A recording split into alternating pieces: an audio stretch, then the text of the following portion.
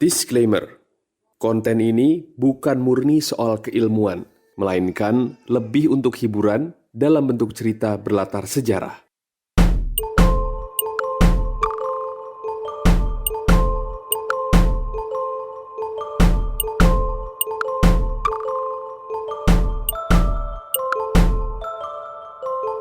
Benang merah.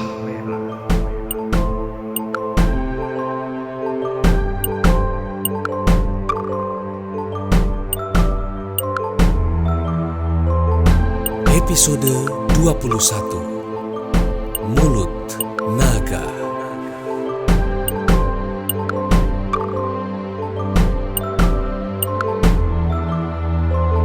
Di season sebelumnya, kita menyertai Serao yang diasingkan dari Ternate.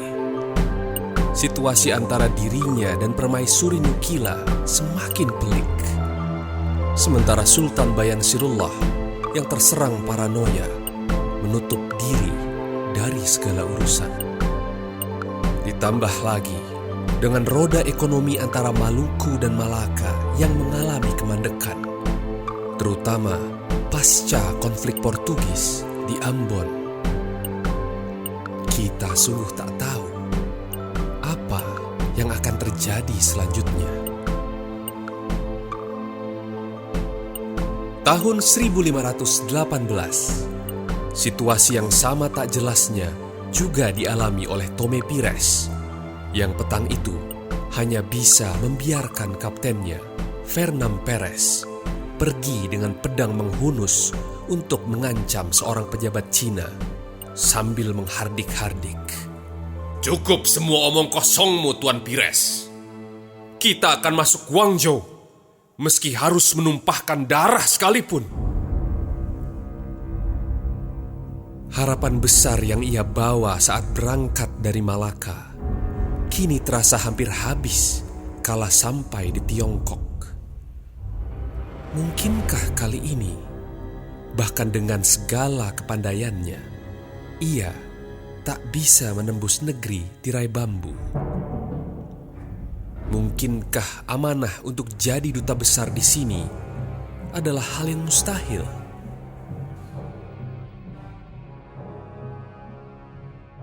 Sebenarnya Portugis telah memijakan kaki di Tiongkok sejak tahun 1513. Mereka mendirikan basis di Tuen Mun, suatu muara sungai dekat Hong Kong, dengan bayaran sewa tempat seharga 50 gram perak per tahun.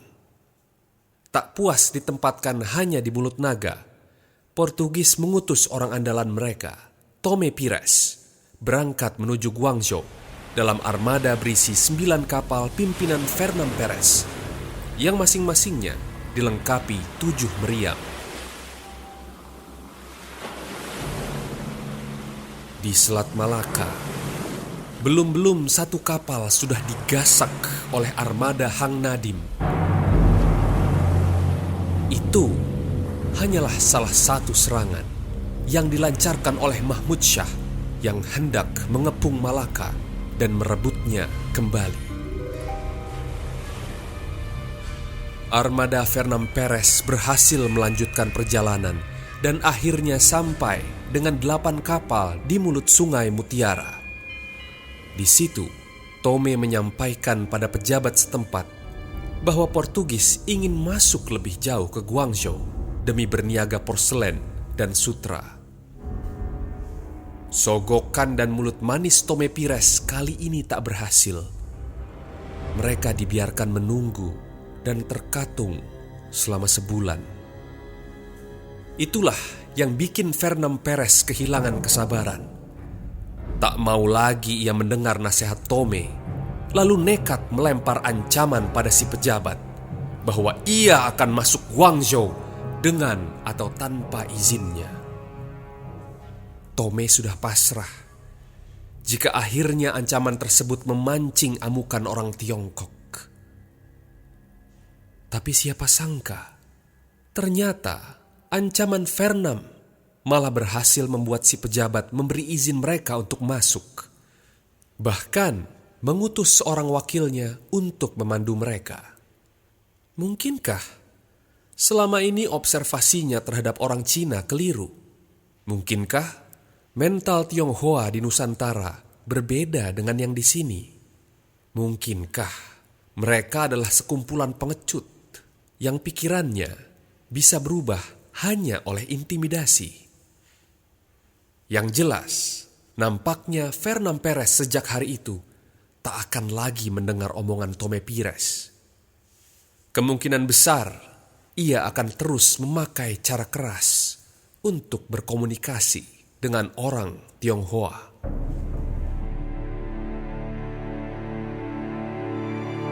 Kita tinggalkan Tome Pires yang akhirnya mendapat izin masuk ke daratan Cina dan kita mampir jauh ke barat, ke Spanyol, di mana sepupu Serrao, Ferdinand Magellan, telah diundang ke istana Valladolid untuk akhirnya menerima restu dari Raja Charles demi melakukan pelayaran mengelilingi dunia. Betapa membuncah rasa bahagia di hati Magellan, sang Raja Spanyol, dengan semangat menghargai niat baiknya dan mengakui kemampuannya sebagai pelaut andal.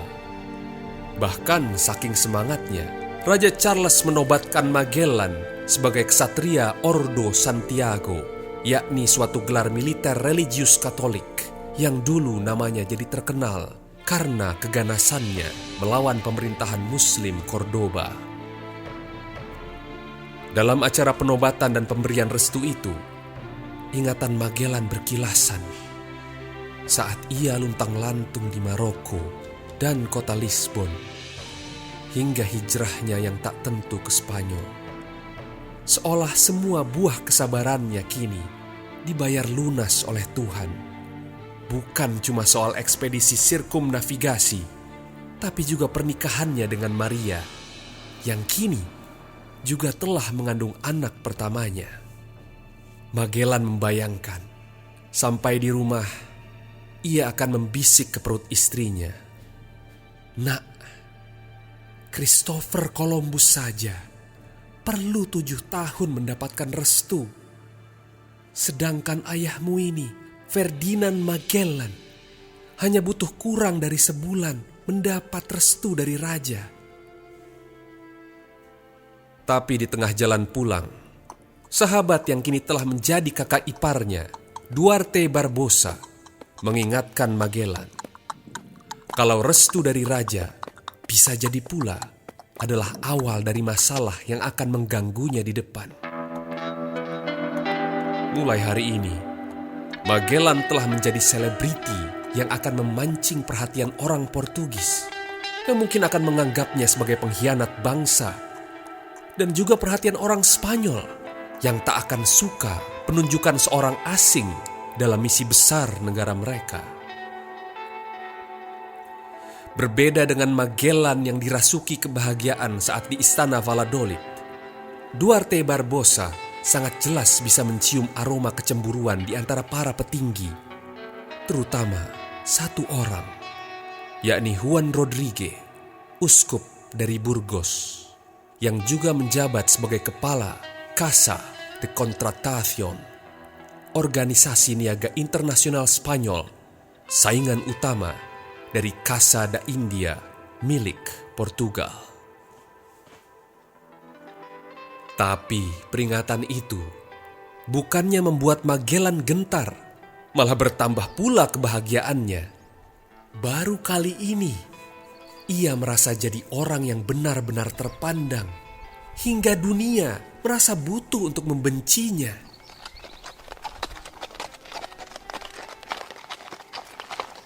Setelah perjalanan 1 hari, Magellan dan Barbosa yang dikawal pula oleh Henrique akhirnya sampai di rumah mereka di Sevilla. Tak sabar memberi kabar pada istrinya, Magellan memanggil-manggil nama Maria sambil melangkah menuju beranda. Tapi yang ia temukan pertama kali bukanlah wanita yang ia cintai, melainkan seorang lelaki Portugis duduk di bangku teras yang tersenyum ke arahnya. Magellan terkejut bukan main.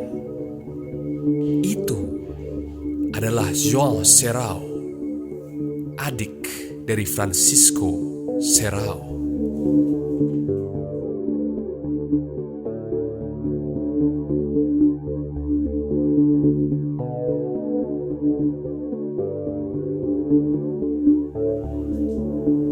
Sebelum kita lanjutkan kisah Magellan di Spanyol, kini kita melompat lagi jauh ke timur, ke Malaka, yang hari itu nampak kusam, babak belur mempertahankan dirinya dari serangan armada Melayu pimpinan Hang Nadim dan Mahmud Syah sendiri. Bagaimanapun, Portugis lagi-lagi berhasil mengalahkan mereka. Meski kali ini mereka sampai berada di titik genting karena dikepung selama 3 bulan penuh. Putra Bayan Sirullah, Pangeran Latu, yang menjadi duta Ternate di Malaka, menyambangi Kapten Mayor Nuno Vaz yang tengah berada di menara untuk mengawasi dimulainya proyek perbaikan pasca pertempuran. Tentu saja, sang Kapten Mayor belum punya hasrat untuk urusan lainnya. Ia meminta Pangeran Latu untuk datang lain hari. Tapi Latu tak bisa menahan lidahnya kali ini. Jadi ia memancing perhatian sang Kapten Mayor dengan masukan-masukan yang tiada diminta. Diawali dengan warta wafatnya Sultan Zain dari Pasai. Apakah Portugis harus memasrahkan pabrik lada milik mereka di Pasai pada Aceh, yang dari dulu memang berambisi menganeksasi wilayah tersebut? Pangeran Latu lalu menyarankan agar ia mengerahkan fokus untuk mengantisipasi Pati Unus, yang kini sebagai sultan sudah memiliki keleluasaan penuh untuk mengerahkan segala sumber daya menggilas Malaka. Segala omongan Latu itu malah membuat Nuno Vaz murka. "Tuan Pangeran, kau hanya mengulang apa yang selama ini sudah ada di pikiranku. Kalau kau tak punya sesuatu yang baru, lebih baik kau angkat kaki, Tuan." Latu tersenyum. Ia nampaknya berhasil mencuri perhatian sang Kapten Mayor. Maka ia berujar, "Jadi, memang begini perlakuan kalian terhadap kami. Pantas saja Maluku kalian diamkan, meski keadaannya bak telur di ujung tanduk." Nuno Vaz terdiam. Kali ini nampaknya menunggu kelanjutan dari Pangeran Latu, yang mengatakan kalau ia telah menerima surat dari Serrao yang kini berada di Pulau Timor. Di Timor? Nuno Vaz terkejut. "Ya, Tuan," jawab Latu. "Tuan Serrao telah diasingkan oleh ayahku, yang termakan hasutan seorang mata-mata Tidore. Yang kita tahu, kalau mereka bertujuan menghentikan aliansi Portugal Ternate, kalau kalian tak lekas mengabsahkan Ternate sebagai bawahan Portugal sekaligus menolongnya, bisa-bisa ayahku berbalik memusuhi kalian." Nuno Vaz memegangi kepalanya. Dahinya dikerutkan. Siapa mata-mata Tidore yang dia maksud? Latu menyodorkan surat dari Serrao pada sang Kapten Mayor. Ada terbubuh nama Nukila di situ. "Musuh dalam selimut, Tuan," ujar Latu. "Ibu tiriku sendiri." Nuno Vaz mungkin tak melihatnya, tapi tersungging senyum kecil di wajah Latu. Mungkinkah akhirnya ia mendapat pembenaran untuk menyingkirkan perempuan yang selama ini ia benci? Mungkinkah kesempatannya kelak untuk menjadi putra mahkota bisa terwujud? Lagi pula, nama Latu secara harfiah berarti raja.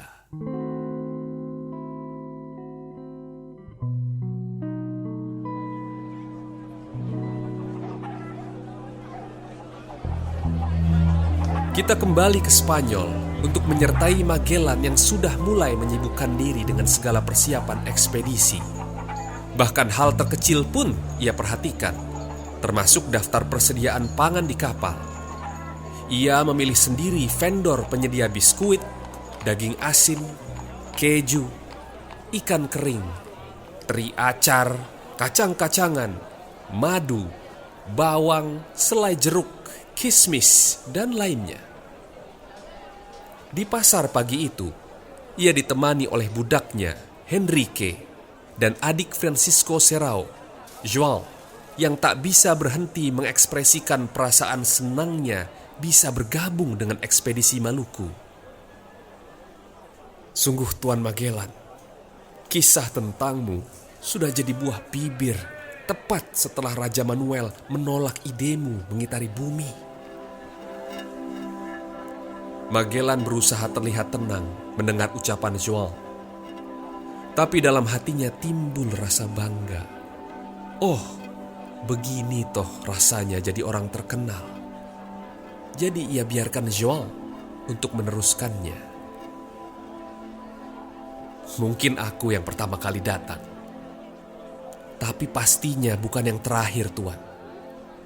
Lihat saja. Pasti akan banyak lelaki Portugis yang muda, yang kuat, pemberani, dan bisa diandalkan, ingin ikut dalam perjalanan ini, ujar João. Kau kebanggaan kami, Tuan Magellan. Kau inspirasiku. Di situ mendadak Magellan seolah tersentak. Ia memandangi João seraya berkata, lucu sekali. Kau bilang aku inspirasimu.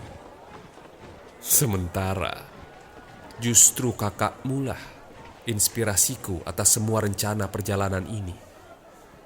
João terdiam mendengar Magellan. Benar, ia tidak pernah menganggap kakaknya sendiri. Atau mungkin lebih tepatnya, tak sudi. Ia ingin membesarkan namanya sendiri, menjadi seorang Serrao yang lebih hebat dari kakaknya. Saat itulah ada suara lelaki yang menyambar masuk dalam obrolan. Francisco Serrao, orang yang menelantarkan kebangsaannya demi uang dan status. Ia adalah Alvaro da Costa, duta besar Portugal untuk Spanyol. Hanya Magellan yang mengenalinya, sementara João dan Henrique hanya bisa bertanya-tanya, siapa orang ini? Menutupi rasa terkejut, Magellan mengatur intonasinya. Tuan da Costa, apa yang orang terhormat seperti Anda sedang lakukan di pasar seperti ini? Sambil memegangi apel, Alvaro da Costa tersenyum ramah pada Magellan. Ah, Tuan Magellan, aku akan menyambangimu ke tengah laut kalau perlu. Statusku ini kecil dibanding rasa penyesalan yang mulia Raja Manuel karena melepasmu. Betapa girang hati Magellan mendengar itu. Pulanglah Tuan Magellan, dan apapun yang ditawarkan Raja Charles akan dikali lipatkan oleh Raja kita. João berkata pada Magellan, jangan percaya Tuan Magellan. Aku dengar, sampai-sampai Vasco da Gama saja berkata pada Raja Manuel, kalau dia harusnya memenggal kepalamu saat masih ada kesempatan. Alvaro da Costa tertawa. Jangan diambil hati kata-kata itu, Tuan Magellan. Itu hanyalah luapan rasa cemburu dari seorang senior yang merasa nama besarnya terancam oleh Anda, Tuan. Dan itu artinya, bahkan navigator sekelas Vasco da Gama mengakui kehebatanmu. Magellan mengambil apel dari tangan sang duta besar, lalu memakannya. Jika kau punya sesuatu yang baik di depan mata, mestinya buru-buru kau manfaatkan.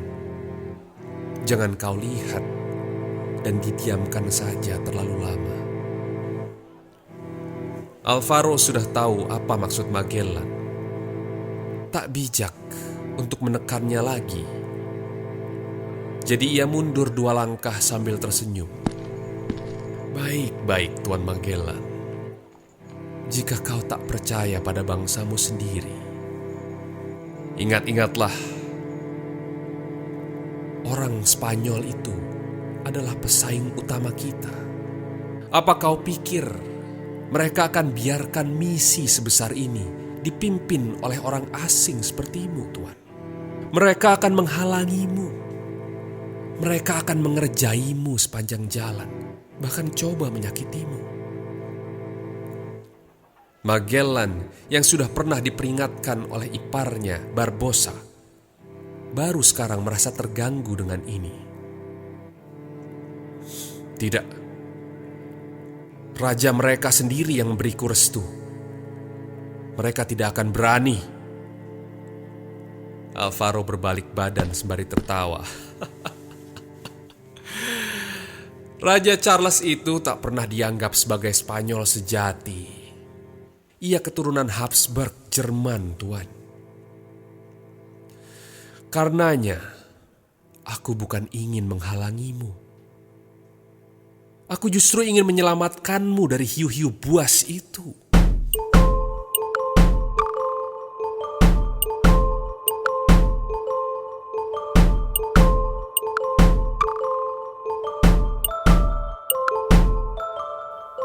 Bahkan setelah mendapat titik cerah pun, Magellan masih mengalami dilema dalam persiapannya mengelilingi dunia.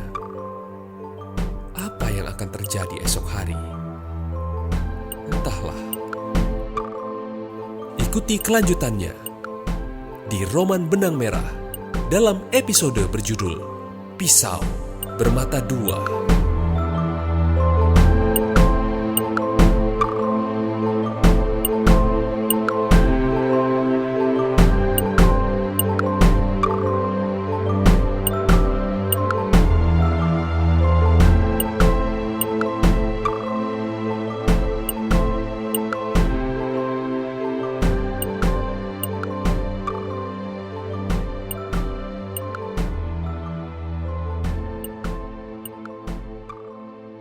Ditulis dan dinarasikan oleh Endit Naratama.